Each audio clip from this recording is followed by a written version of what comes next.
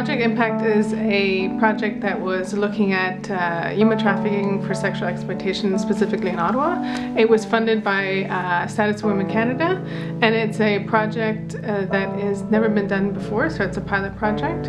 And the important thing was that human trafficking is not to be, has been assumed not to be happening in Ottawa. So for the purpose of that, it was really important that this project was conducted to see, okay, is human trafficking happening in Ottawa or is it not?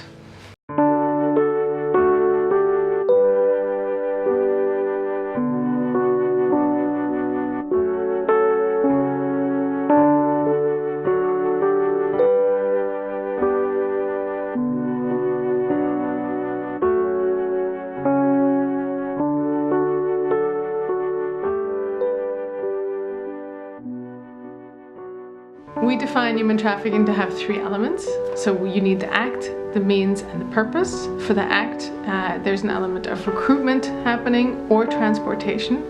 The second one is the means, which is there's got to be some force or coercion happening. And then the third is the purpose, and that is for the purposes of exploitation.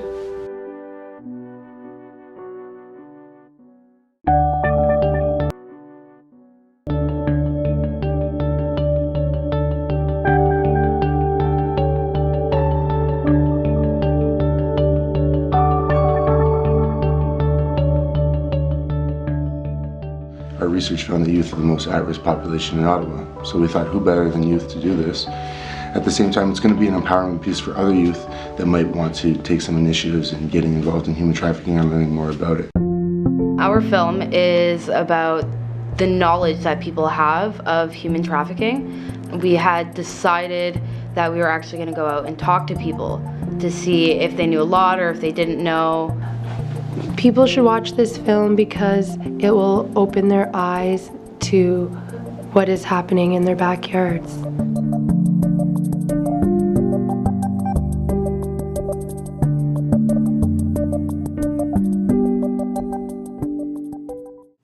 As a group of young filmmakers, we set out to raise awareness of human trafficking in the form of sexual exploitation. Our goal was to show how naive we are in society to this. What is human trafficking for exploitation?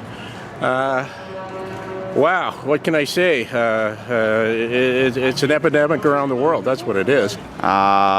Selling your body for money. Forcing somebody into the sex trade against their will. Trafficking, moving them from one place to another against their will, most likely. It's the exploitation of other humans in terms of prostitution. Selling of sex and participation of young girls or boys, exploitation of young people who are not willing on their own. I think it's when you deceive someone from overseas, women, and bring them on false grounds to Canada. They come and they discover they have to do sexual work. It's an epidemic because young women are being kidnapped, they're being bought, and they're being enslaved in the sex industry. I know that because I've been in Thailand. It was my job to photograph this issue in the northeast of Thailand. Farmers were selling their children.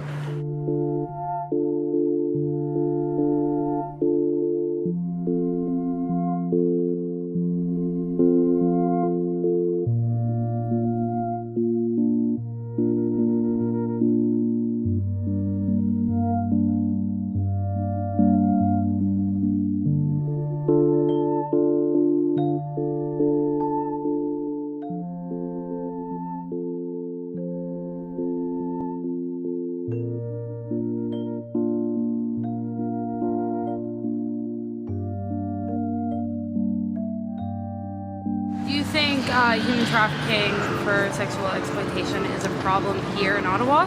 Yes, it is. Yeah? It is. Actually, it is. Like, they've arrested people for human trafficking. I heard it on the news. Yes. Yes. Yeah. Anywhere there are people are going to be taking advantage of those who don't have advantages. Why are we letting it happen? Stand up and change the cycle of human trafficking. For more information, go to pact-ottawa.org.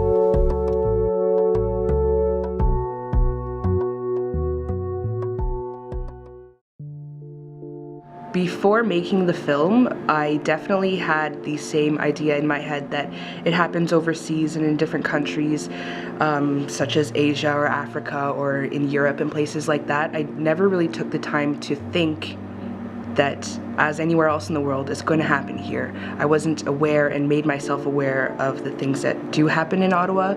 People think that human trafficking victims are actually foreigners or from Asia or from Eastern Europe, but actually what we found through the research is 90% of the human trafficking victims are from the Ottawa area or are Canadian citizens. I know someone who has been bought and sold against their will for sexual exploitation and sex jobs, so. It definitely does happen within Canada. To say that this is a foreign issue is not true. It's actually happening here in the city, and it's happening to Canadians.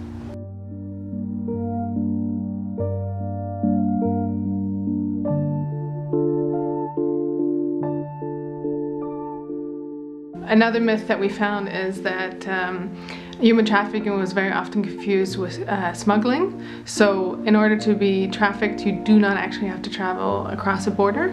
It's not necessary to have an element of traveling. You can be recruited into human trafficking, and that's sufficient to be considered a human trafficking victim.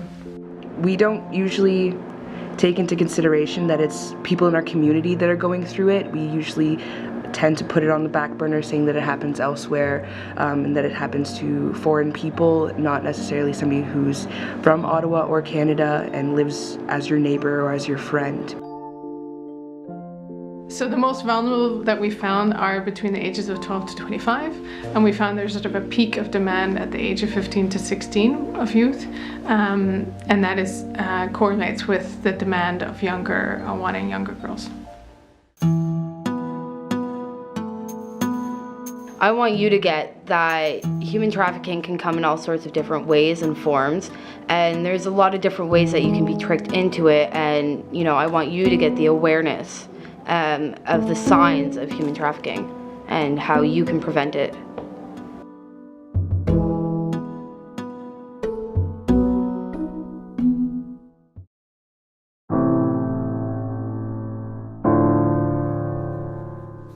Human trafficking for sexual exploitation is often a hidden crime, and accurate statistics are difficult to obtain. A recent study found that 90% of women trafficked in Ottawa are Canadians from the local areas. A guy will message a girl on Facebook and just start flirting. And if you have a few mutual friends, you already feel a bit safer. It's very efficient. He can send that same message to several girls at once. I never felt socially accepted as a teenager because I was different than the rest of the girls. When he came along, he not only gave me lots of attention and love, but he also made me feel included and accepted for who I was. That made it easy for him to pull me in and keep me for a while. It felt like home. He knew the names of my mom, dad, and siblings, where they go to school, where they work, and where my family lives.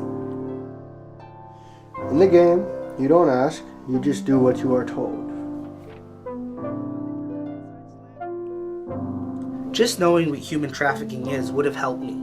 I didn't even realize I'd been trafficked. They should talk about this from a young age in schools. They say victims come from broken homes, but I didn't. I came from a really good family, and this still happened to me.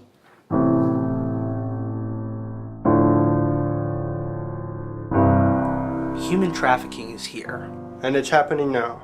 It's in our schools. In our playgrounds. It's in our homes. It's as simple as being in our pockets. These are our classmates. Our co-workers. Our families. And our friends.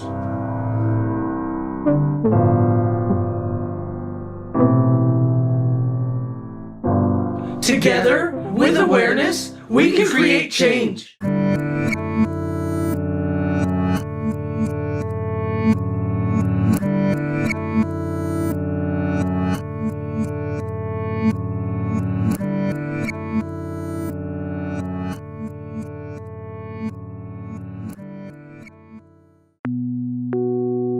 Never ever hear about what's going on in your backyard. And that's, I think, where our biggest issue comes from, is that we're not even looking in our own homes, in our own backyards to figure it out, to see what's going on. Instead, we're just looking outwards and saying, hey, it's happening everywhere else but here, when we really need to say, hey, most of it is here.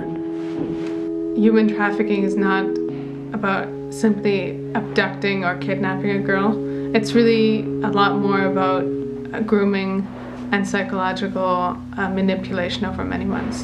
And what we were trying to do in the video was showing you how close to home it is, like literally that it's in Ottawa, literally it's by Rideau Centre, it's on the bridge, it's everywhere, it's downtown, it's in all these rural areas here in Ottawa. It's so close to home because a lot of people still truly today believe it's just overseas, or that it's happening elsewhere and they're sending them here. Well, no, like our video said, over 90% of the women or people who are trafficked are actually local people from Ottawa or from Canada itself.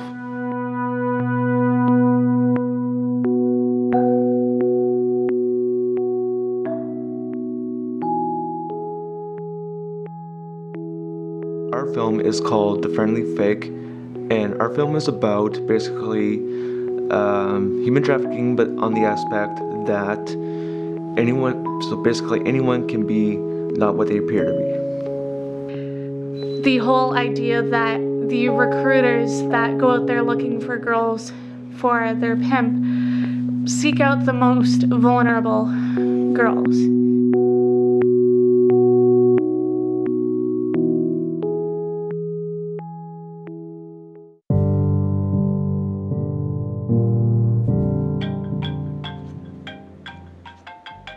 Hello?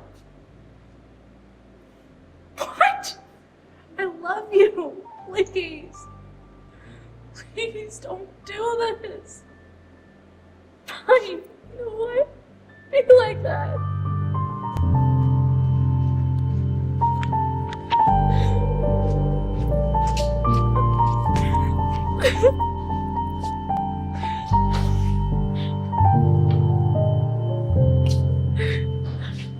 Hey, isn't your name Megan? Are you okay?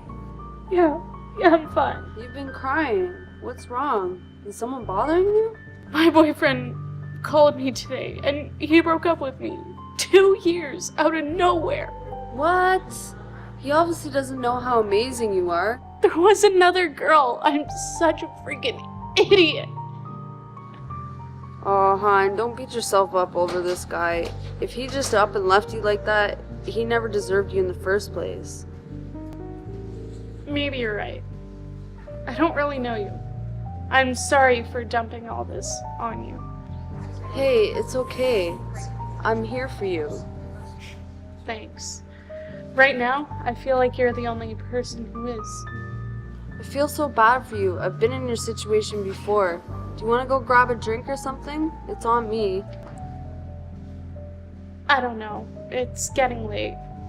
Do you even have anywhere to go tonight? No. Not really. Look, why don't you come with me to my house? Me and my boyfriend, we're gonna pick up some food, some drinks, and some fun stuff, if you know what I mean. Why are you being so nice to me? Because I know exactly how it feels to be in your situation, and I would appreciate someone reaching out to me. Wow. Okay. Thank you so much. I'm only here to help, no problem. Now let's get out of here. Okay.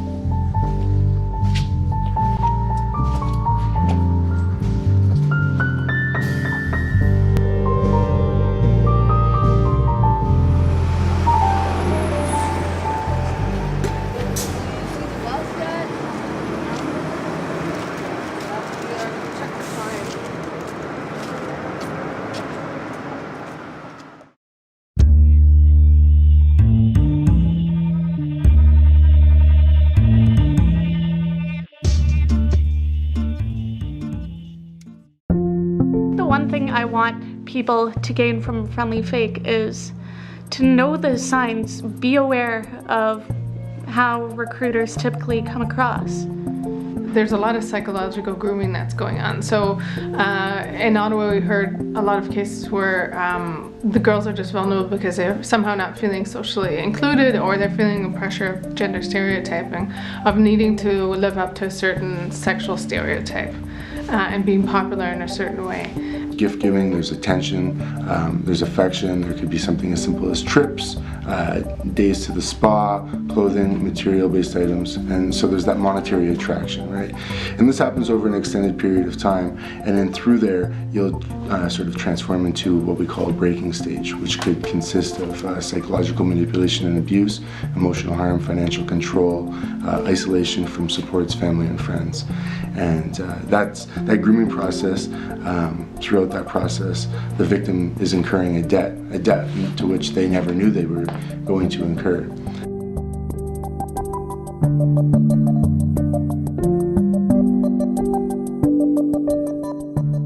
If someone's being really friendly towards you, at times it may be a bit too good to be true. When I was going through high school, I never got taught about human trafficking or the risks of being exploited sexually in any terms, whether it be in a relationship or whether it be from somebody who's controlling you in the sense of a trafficker. You're definitely at risk of it no matter who you are. You know, just because you live in a good home, you have a good family, doesn't mean that, you know, someone can't trick you into doing something against your will. If you are in a vulnerable state, to reach out to someone that you do trust rather than someone you don't really know. Be wise who your friends are. Somebody who looks like they may be an okay friend, an okay person, may not really be as good for you as you hoped. You know, teach other people about it and talk to people about it and share the knowledge that you have about human trafficking with other people. You have enough confidence in you to see the signs, help someone else see them. Help somebody else out and just say, hey, I'm here for you. I'm really here for you. If more people decided to try and create positive change in the world, then positive change might happen a lot quicker.